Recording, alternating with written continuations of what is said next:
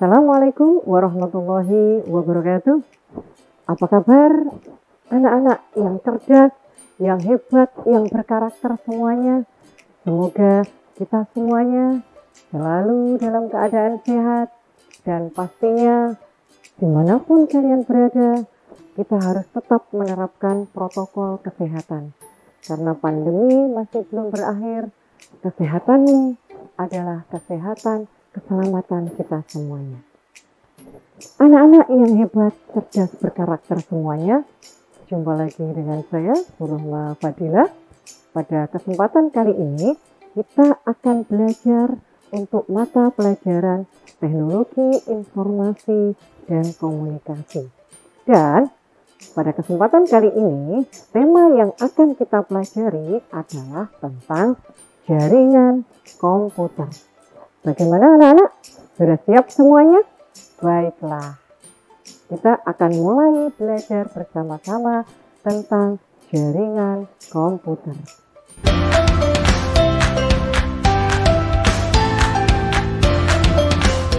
Anak-anak yang hebat, cerdas, berkarakter semuanya, mengawali pembelajaran mata pelajaran Teknologi Informasi dan Komunikasi kali ini dengan tema jaringan komputer.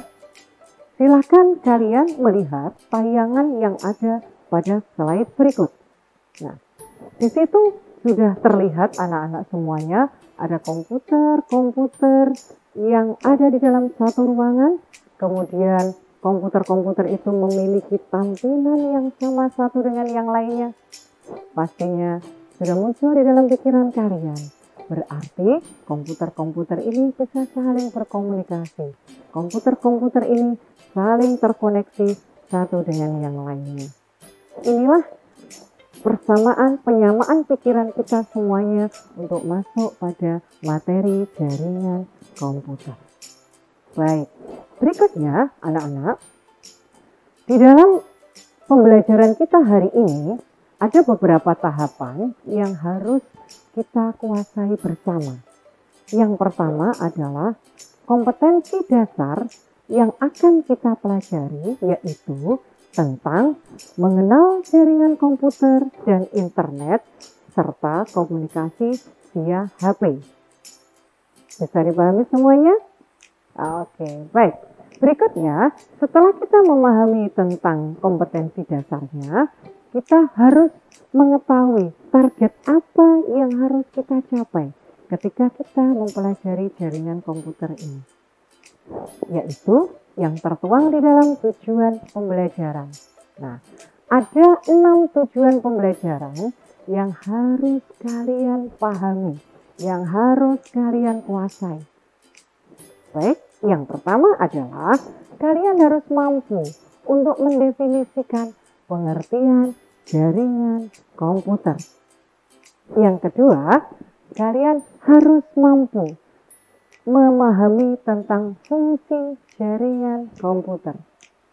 Yang ketiga, kalian harus bisa menjelaskan jenis-jenis jaringan komputer itu apa saja. Kemudian, yang keempat, kalian harus mampu untuk mendeskripsikan jaringan internet. Berikutnya, kalian juga harus menguasai jaringan intranet. Dan yang terakhir, kalian harus bisa menjelaskan bagaimana kita bisa mengetahui tentang kecepatan akses dalam sebuah jaringan. Sudah siap anak-anak?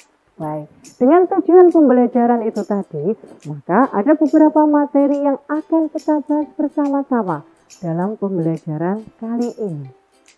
Yang pertama adalah tentang pengertian jaringan komputer. Ya, ketika tadi kita di awal sudah melakukan matrikulasi yang sama bahwa yang namanya jaringan komputer adalah komputer-komputer yang saling terhubung satu dengan yang lainnya, yang bisa berkomunikasi satu dengan yang lainnya. Maka dari situ kita bisa menyimpulkan bahwa pengertian jaringan komputer adalah kumpulan dari komputer-komputer yang saling terhubung, yang saling terkoneksi satu dengan yang lainnya.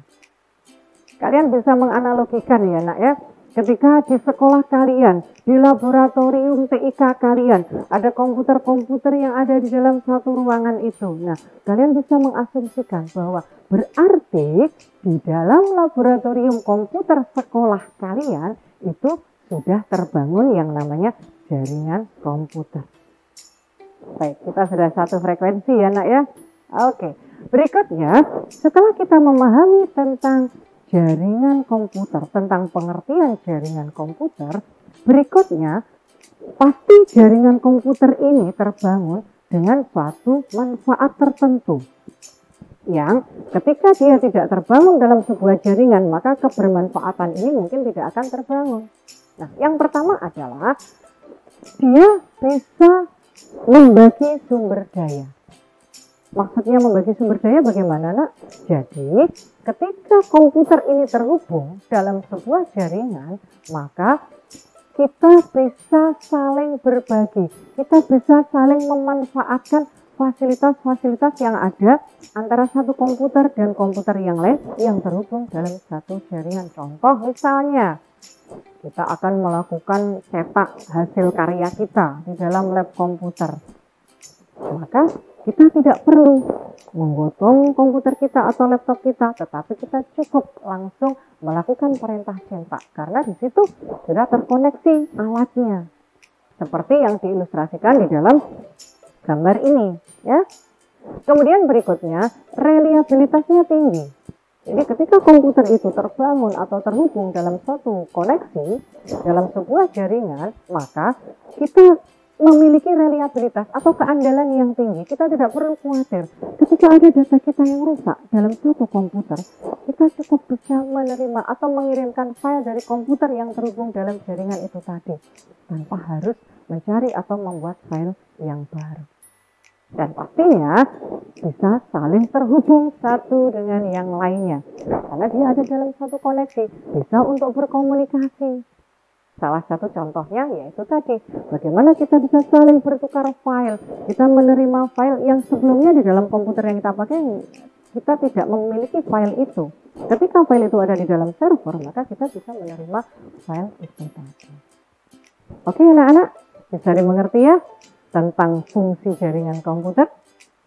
Oke, kalau sudah kalian pahami tentang fungsi jaringan komputer, berikutnya kita juga harus bisa mendeskripsikan jenis-jenis jaringan komputer itu apa saja.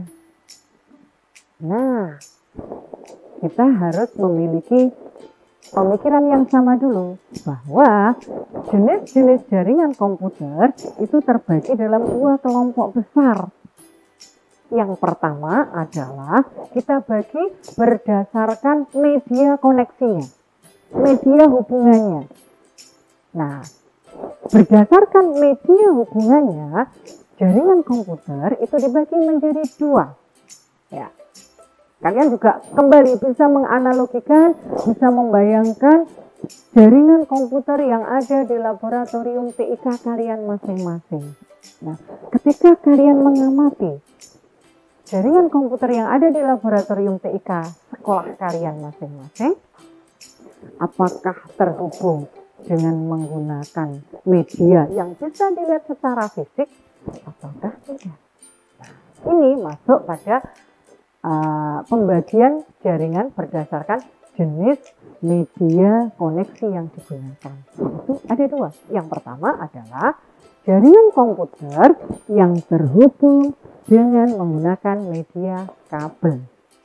Ya, yang kita istilahkan dengan kabel jaringan itu ya nak ya. Nah, kabel jaringan kan ada yang kabelnya bentuknya tembaga ataupun yang lebih tinggi teknologinya dalam bentuk FO atau fiber optik. Nah, mungkin yang selama ini kalian amati yang ada di dalam ruang laboratorium komputer kalian itu bentuknya adalah kabel jaringan dalam bentuk fisik tembaga. Nah, itu namanya kabel jaringan yang bentuknya tembaga. Nah, bagaimana kalau kalian ingin mengetahui tentang fiber optik? Nah, nanti kita bisa melihat itu untuk teknologi-teknologi yang di atasnya. Yang jelas, yang pertama adalah jaringan komputer yang dihubungkan dengan media fisik dalam bentuk kabel jaringan, dan yang kedua adalah jaringan komputer yang dihubungkan dengan media yang tidak tampak oleh mata, yaitu berupa gelombang elektromagnetik yang medianya melalui udara, yang biasa kalian kenal dengan istilah salah satunya yang paling kalian biasa dengar dan biasa sebutkan adalah media Wi-Fi. Itu ya nak ya. Jadi ada dua berdasarkan media koneksinya. Yang pertama adalah jaringan komputer dengan media kabel, dan yang kedua adalah jaringan komputer dengan menggunakan tanpa kabel atau wireless yang menggunakan gelombang elektromagnetik dengan media udara. Gitu ya.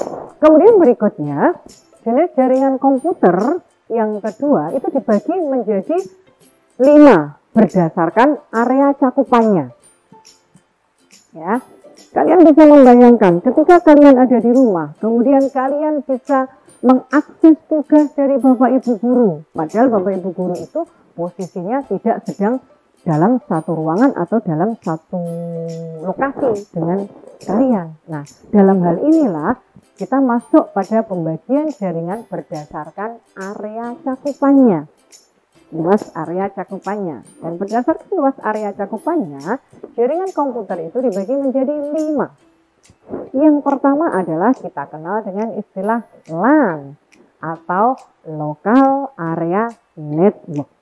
Nah, namanya saja lokal, berarti dia ada dalam satu ruangan, dia ada dalam satu gedung. Kalian juga kembali bisa menganalogikan, bisa menggambarkan. Ini satu contohnya adalah jaringan yang ada di dalam ruang laboratorium TIK sekolah kalian.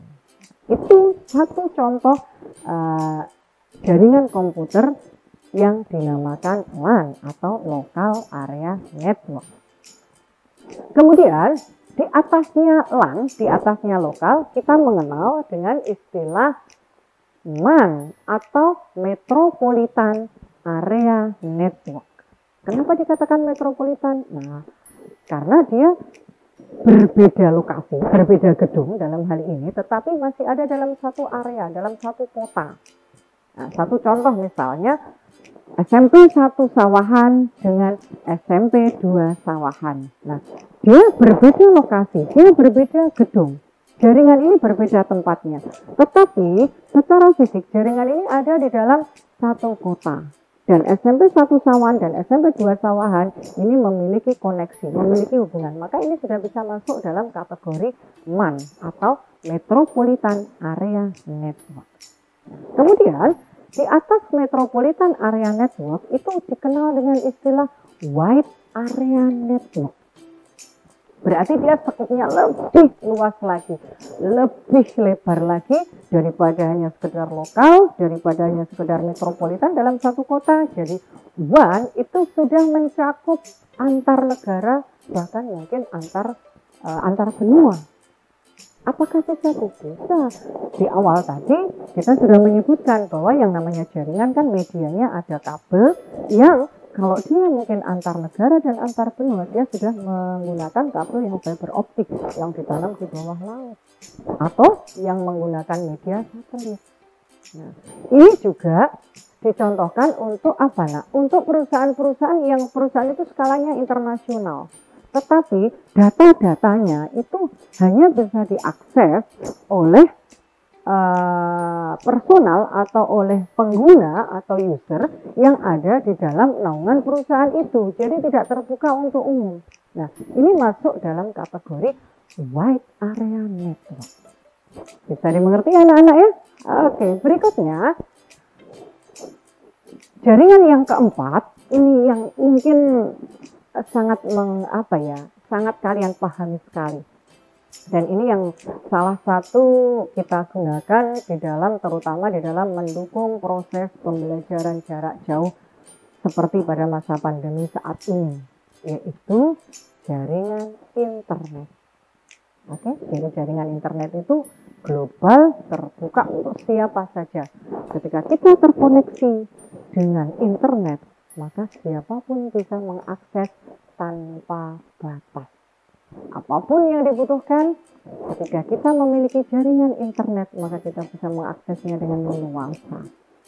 Jadi, kita harus bijak dalam menyikapi penggunaan jaringan internet ini. Dan yang pasti, kita sebagai pelajar harus menggunakan internet untuk sesuatu yang positif, untuk sesuatu yang bermanfaat. Karena itu tadi, internet itu terbuka untuk siapa saja dan kita bebas mengakses apa saja.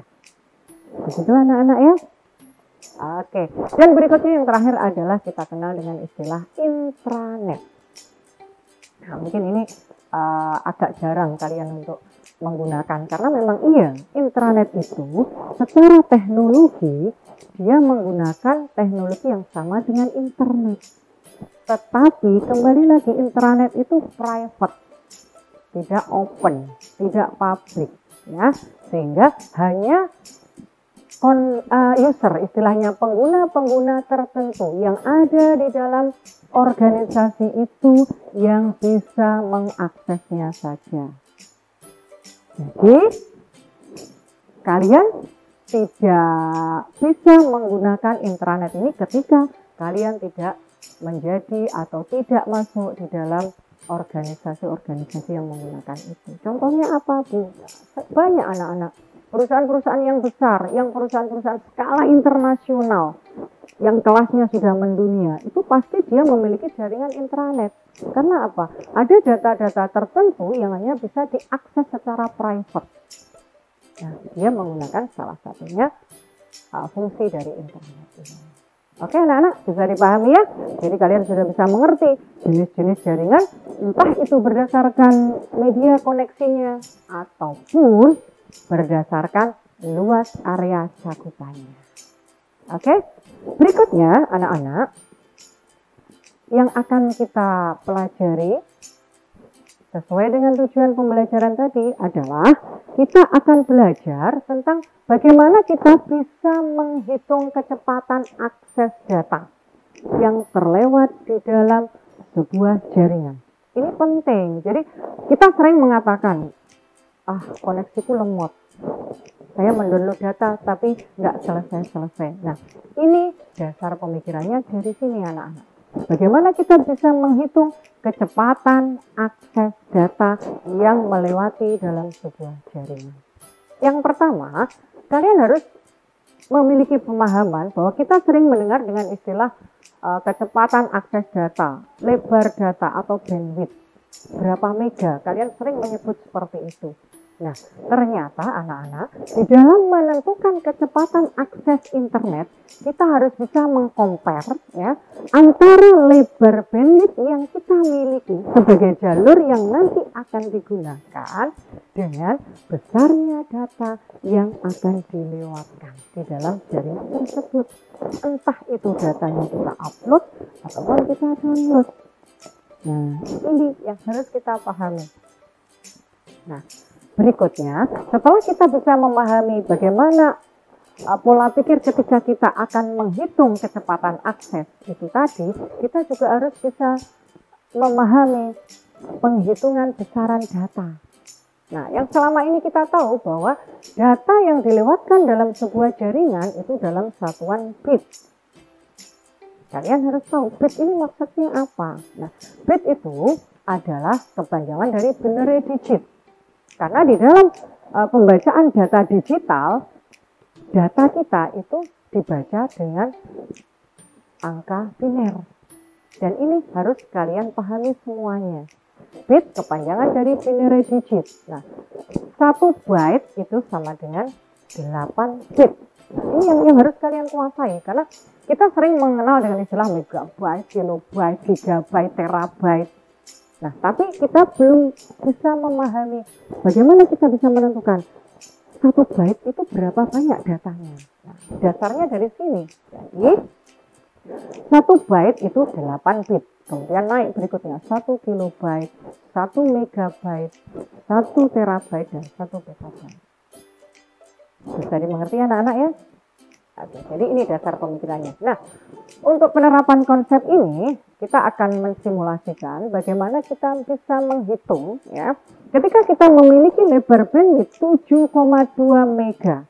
Ini kita contohkan. Jadi, kalian nanti bisa menyesuaikan dengan kondisi yang ada di tempat di dekat kalian masing-masing. Jadi nanti kalian bisa mengimplementasikan ini untuk menghitung ya nak ya. Ketika kalian memiliki lebar bandwidth berapa, data yang akan kalian lewatkan ini berapa, entah kalian download ataupun upload, tapi biasanya download ya nak ya, tapi nggak apa-apa. Mungkin kita butuh untuk mendownload sumber belajar, kita butuh untuk mendownload materi-materi pendukung untuk mata pelajaran yang belum kita kuasai, nggak apa-apa. Justru kita memanfaatkan internet secara positif itu.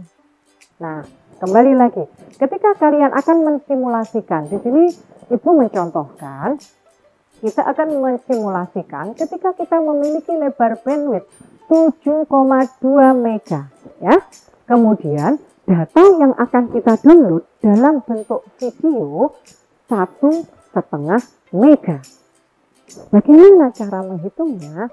Yang pertama adalah kita samakan dulu. Berarti karena datanya dalam satuan mega, maka lebar bandwidth ini juga kita jadikan mega. Lebar bandwidthnya mega, datanya juga harus dalam mega. Kita breakdown dulu. Yang pertama adalah data yang akan kita lewatkan adalah 1,5 GB. 1,5 GB ini kita jadikan mega dulu. Ketemunya berapa? Dengan asumsi bahwa 1 GB sama dengan 1000,24 MB. Sehingga kita bisa mengalihkan 1,5 kemudian dikalikan 1,24 MB. Ketemunya berapa? 1536 MB. Berikutnya, berapa banyak data? Karena kan data yang dilewati itu harus kita hitung dalam bentuk bit per second atau per detik. Jadi setiap detiknya berapa banyak data yang bisa dilewatkan. Dengan asumsi koneksi kita stabil ya nak ya. Jadi ketika kita menghitung ini koneksi kita stabil. Nah, ketika data yang dilewatkan per detiknya ketemu 0,9, maka kita bagi besaran bandwidthnya per datanya, akhirnya ketemu bahwa ketika kita memiliki lebar bandwidth 7,2 mega, kemudian kita ingin mendownload data dengan besaran 1,5 giga, maka durasi waktu atau lamanya waktu yang dibutuhkan adalah ketemu 28,44 menit. Sekali lagi, ini dengan asumsi bahwa koneksi kita stabil. Bisa dimengerti anak-anakku? Baik ya. Oke. Sebagai penguatan pada pembelajaran kita hari ini, ada beberapa soal refleksi yang bisa kalian kerjakan berdasarkan dari materi-materi yang tadi sudah kita bahas, berdasarkan pembelajaran yang sudah kita lakukan hari ini. Kita bisa melakukan penguatan untuk kita, apakah kita sudah bisa menyerap materi ini dengan maksimal atau belum. Di sini ada 5 soal yang bisa kalian jawab, dijawab sendiri, kemudian dicermati sendiri kira-kira apakah saya sudah bisa menyerap tentang pembelajaran hari ini. Saya yakin kalian pasti sudah bisa menyerap semuanya karena kalian adalah siswa-siswi yang hebat, yang cerdas berkarakter, yang memiliki integritas tinggi. Pasti bisa, oke? Dan sebelum mengakhiri anak-anak, di dalam sesi yang terakhir ada tugas yang harus kalian kerjakan ya, yang bisa kalian jadikan bahan untuk nanti ketika kalian sudah melakukan pembelajaran tatap muka di sekolah kalian, kalian bisa mengamati layout yang ada di ruang laboratorium kalian masing-masing. Apakah layout ini bentuknya seperti apa? Kemudian masuk pada kategori jaringan apa? Nah, silahkan kalian gambar layout itu. Dan yang kedua, silahkan kalian hitung berapa lama, berapa bandwidth yang ada di sekolah kalian, kemudian berapa besar data yang ingin kalian download. Nah, silakan kalian sesuaikan. Di sini Ibu mencontohkan ada satu soal, yaitu dengan lebar akses internetnya 10 mega, kemudian datanya 4,2 giga. Silakan bisa kalian hitung dengan menggunakan formula yang tadi sudah kita pelajari bersama-sama. Bagaimana anak-anak semuanya? Baik, Ibu yakin mulai dari awal sampai dengan akhir pembelajaran kita hari ini kalian sudah pasti bisa menyerap semuanya. Kalaupun ada yang masih belum, bisa kalian replay lagi, kalian buka lagi untuk menambah pemahaman, untuk menambah penguasaan pendalaman kalian tentang materi jaringan komputer dan internet. Baik anak-anak. Oke, terima kasih dan salam sehat semuanya. Ibu yakin kita bersama-sama tetap menerapkan protokol kesehatan, kita tetap berdoa, insya Allah pandemi akan segera berakhir dan kita semua akan bisa kembali bersekolah, bertatap muka dan bahagia bersama. Terima kasih. Di akhirnya yang harus kita pupuk adalah semangat tak pernah pudar. Baik, ada kurang lebihnya Ibu mohon maaf yang sebesar-besarnya. Dengan TIK kita song-song digitalisasi sekolah Indonesia. Wassalamualaikum warahmatullahi wabarakatuh.